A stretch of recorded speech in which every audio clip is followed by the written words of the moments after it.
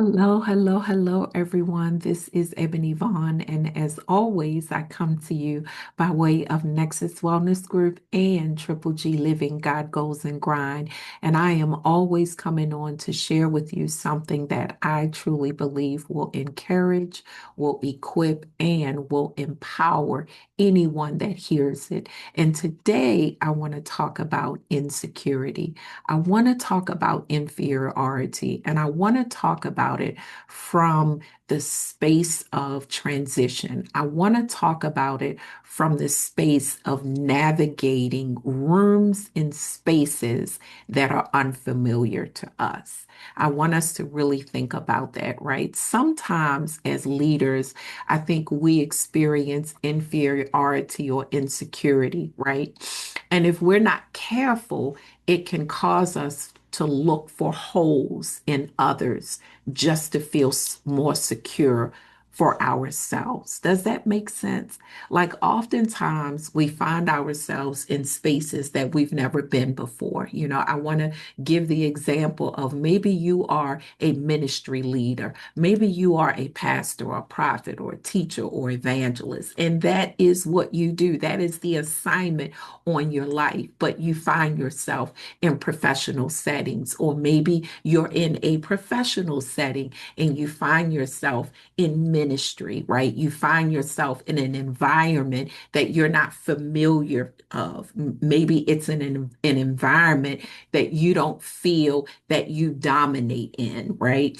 I want us to think about that. Either way, insecurity has a subtle way of making us compare and critique or even search for the flaws in others to level the playing field. Listen, guys, this is real. Oftentimes, we find ourselves going into unfamiliar territories and looking for holes, looking for deficiencies, looking for deficits so that we feel better about the insecurity that we're experiencing.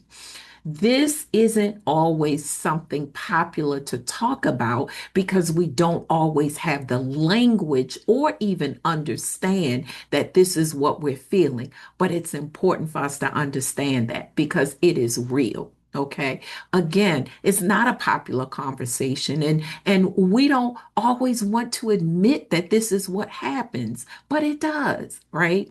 And I think that when we find ourselves in this space, we have to begin to ask God to give us the courage to show up in every environment that He places us in with confidence and security, knowing that we belong there because He deployed us there. I'm always going to use the word deploy because I truly believe that God positions his people for his need. He positions us for his need in the kingdom. And so, although it may be an uncomfortable or unfamiliar space for us, obviously there's a need for you there. And we have to enter into spaces having knowledge of our value. And having knowledge of our value doesn't always mean that we know everything about that environment. It also doesn't mean that we don't need the people in that environment, even though God places us there because there's a value in us for that environment. Does that make sense?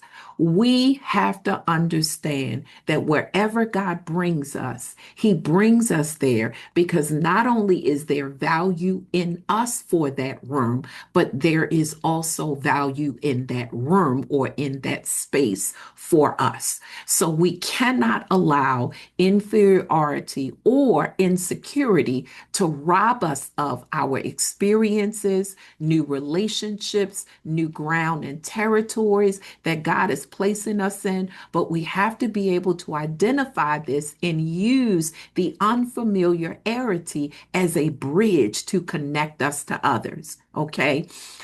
One of the major things that I had to learn in my journey through leadership was to stop looking for the bad or the flaws in people and begin to see the good in people, begin to see God's hand on people. So guess what? What happens is It's more about identifying connections than it is identifying deficits in ways where people would need us. Does that make sense, guys? Listen, this is real. It's not popular, but it's something that we often experience, and it's something that if we're not careful, we will sabotage the very spaces that God uses for us to bring value and to value to be brought to us. God bless you, everyone, and have an amazing day.